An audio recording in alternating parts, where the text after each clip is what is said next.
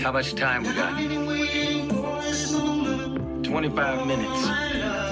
25% left of the year. Wow. What does all of that mean? Well, we're heading into unprecedented times, not only in the stock market, but in the world. All gonna culminate with the election. It's gonna be crazy. So, what have we done since Monday the 19th? Well, nothing. Nothing at all. 1, 2, 3, 4, 5, 6, 7, 8, 9, 10 trading days. At this point, we can determine that we are in a chop algo. Usually they last 9 to max 14 days. There's one instance where we've gone longer. That is, of course, the legendary April-May 2023, where we did it for 42 days. So this is your box. This is your resistance, all-time high here, support, right? Monday, after catching, Monday's closed, but Tuesday, after catching that end of day move, which was just absolutely brilliant on Friday. What a beautiful move. Usually they do that end of month. You can make a note. I have a note by end of month last hour. I usually do. Usually when you get this pattern, you need follow through on Tuesday. So as you can see that red line and that red line, you go back. Woo! There's the gap to all-time high. Tuesday, very possible, but remember when IWM filled the gap, what happened? We had big selling. And I'm almost thinking here, we could go close it. We'll see what happens. But a reject from there is going to take us down here, right? Could even be a fake breakdown. And that's kind of what I'm looking for end of year, is a pop, drop, and a ripper. Okay, let's go over some interesting charts here before we get into specific stocks and what I'm thinking further. Here is a very interesting chart that I saw. You should pause and screenshot it. Individual tickers within tech, and as we've been talking about, Google, Amazon looks great. I would say on the 9th we have the event, and I'll get to Apple, but then drain. This, I think personally, is going to be just IV drainage for end of year. We need to get closer to them actually shipping out Blackwell, right? Not gonna touch this until I see a big move, and Microsoft is of interest. So that one is very interesting to me. Now,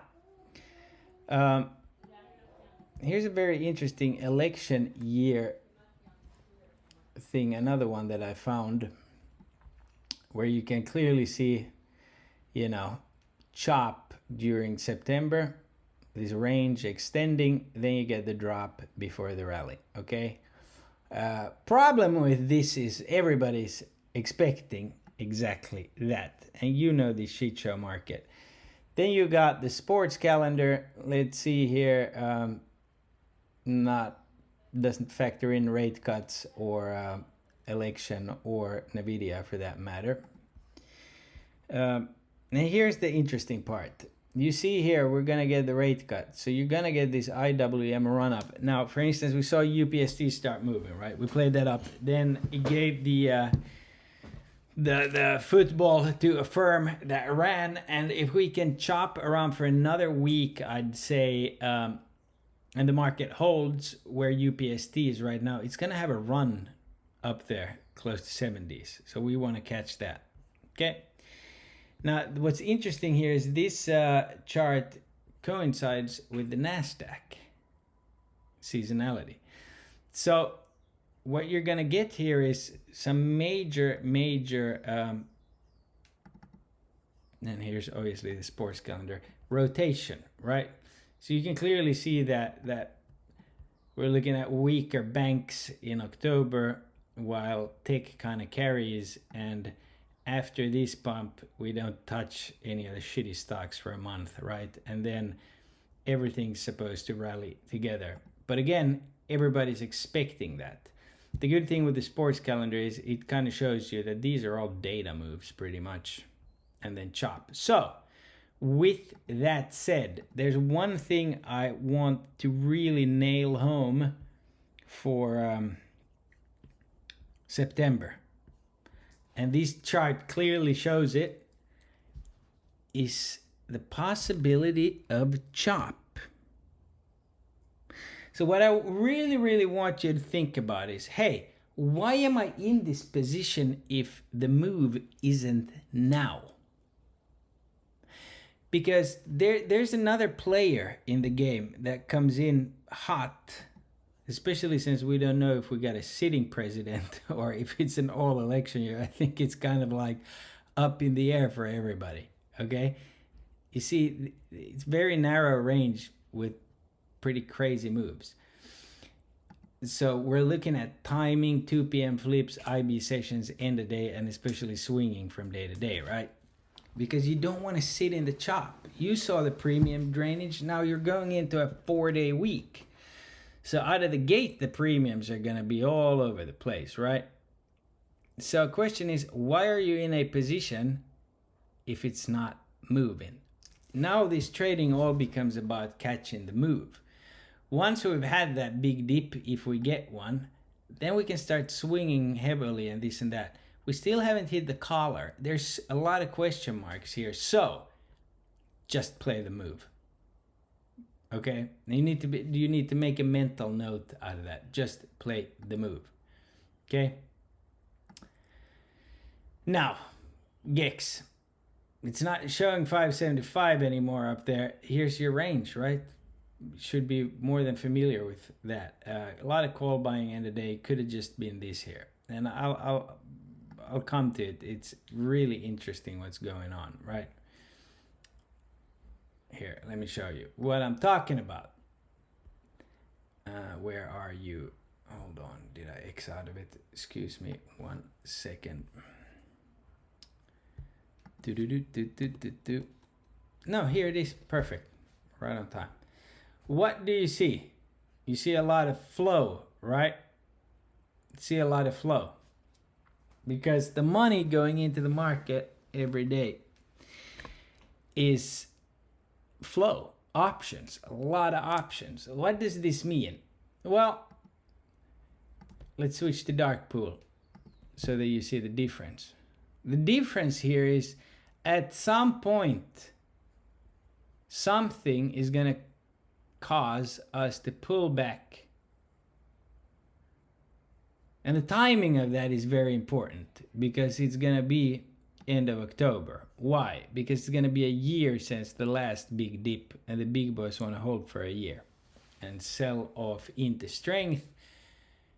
Take out these volume profiles here while the price goes up, dip down hard. Now we already had one dip, but as you can see, they bought that. They haven't kept buying on the dark pool. Now, obviously, if you are a retail customer, you're also buying dark pools. You're not actually, even if you think you're partaking in the stock market, you're not.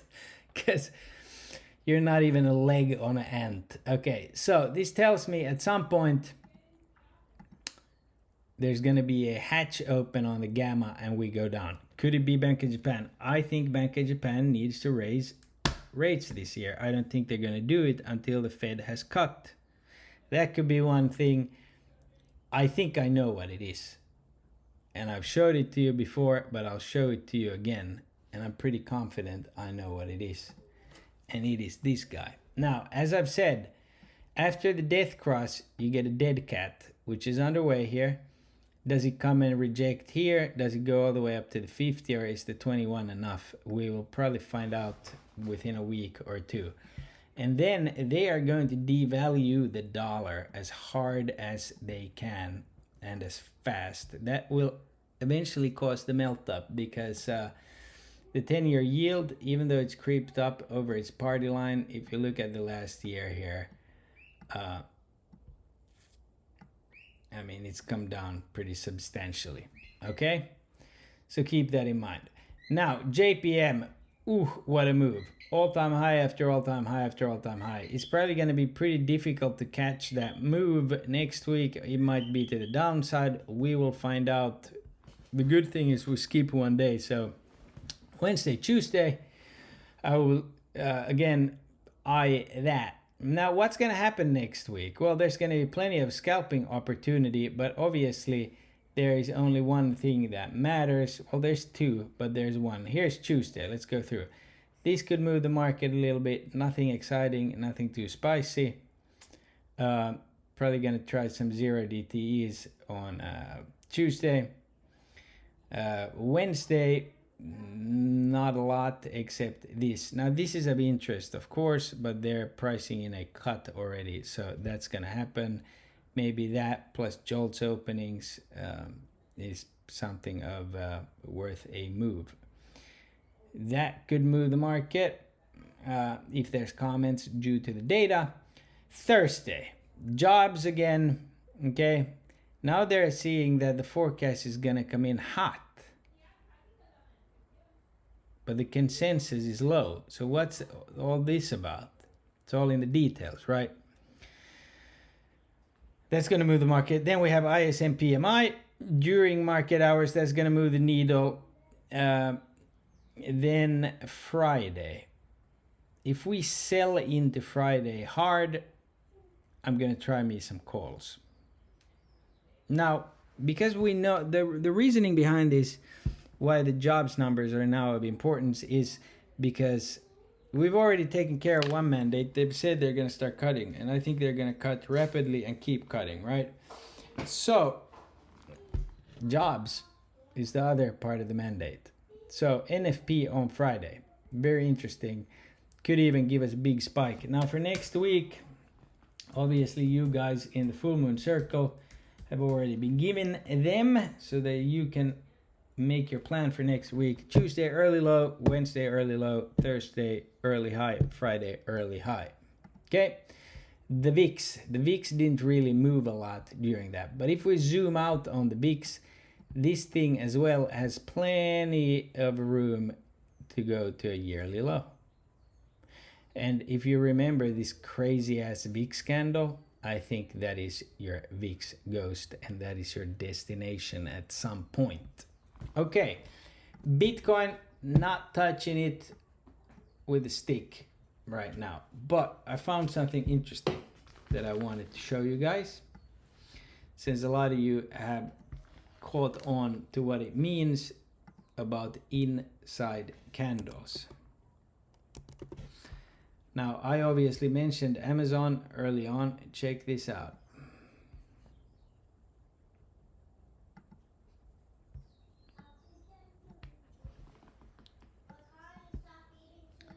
Let's see, can I get a 2-week candle? No, why can I not? This is ready.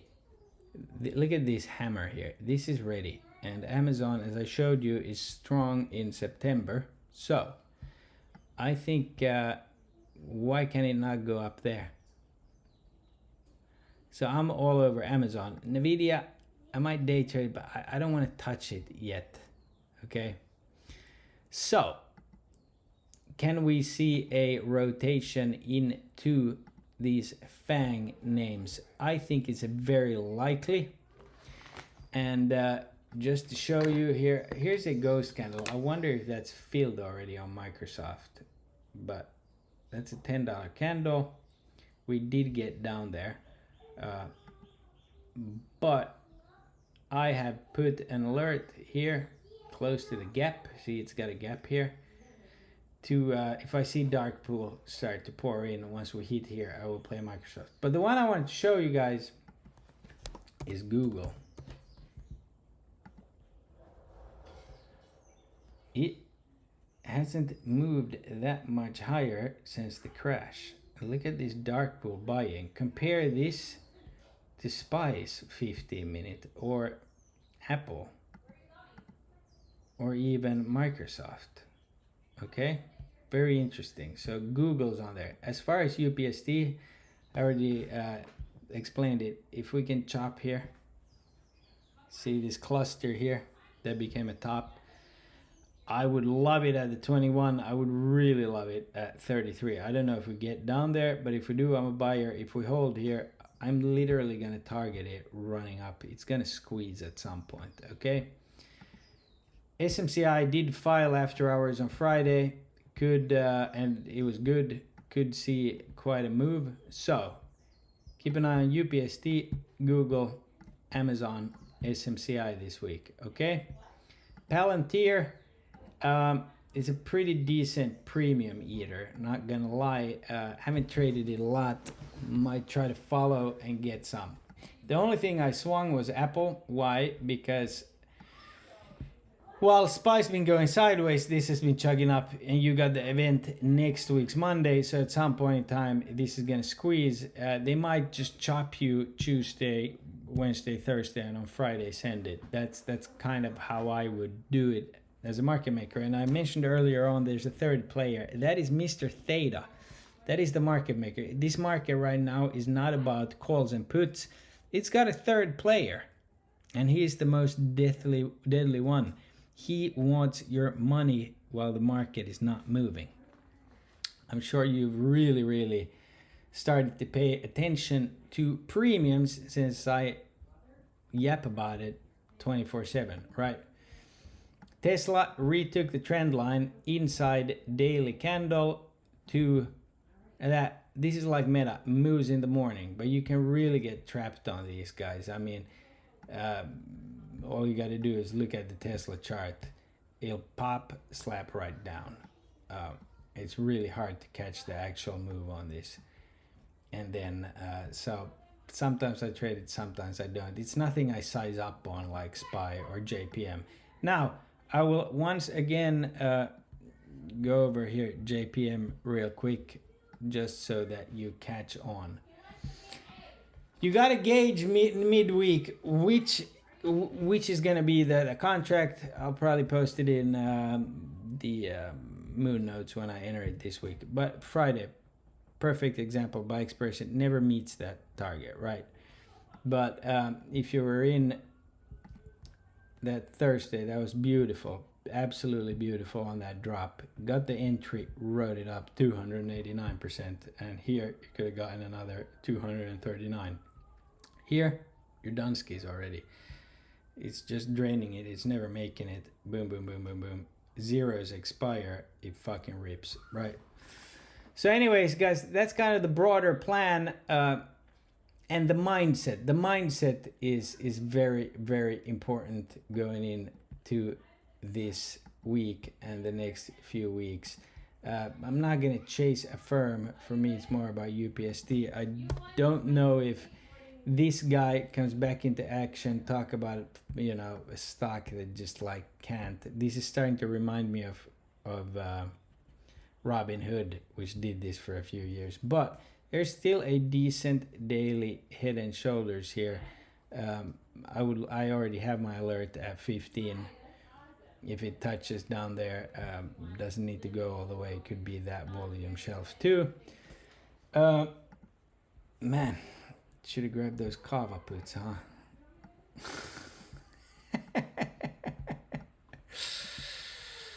It's gonna go back test here though. So anyways, that's what I'm looking at. I'll be bringing out some new stuff on the moon trend here. Hopefully I get it done this week. Otherwise next week. It's just something I get asked and messaged about continuously. So I gonna try to fit it into my program and get it going. I'll reveal more about it later. Hopefully this gives you a good overview to how I'm approaching this week, because it's all in the approach. Because if you have it laid out mentally beforehand, you can actually do what you need to do to trade well, which is react with your instincts. Okay, once you have laid out some good basic thoughts regarding it. As always, watch the tick. Okay, very important. keep watching this guy. As you see, it front runs the moves pretty well. God bless. See you on Tuesday. 100% on the right. Boom. Keep going. We're trying to move, baby. $776 billion. Couple concepts on that. $76 billion in a row.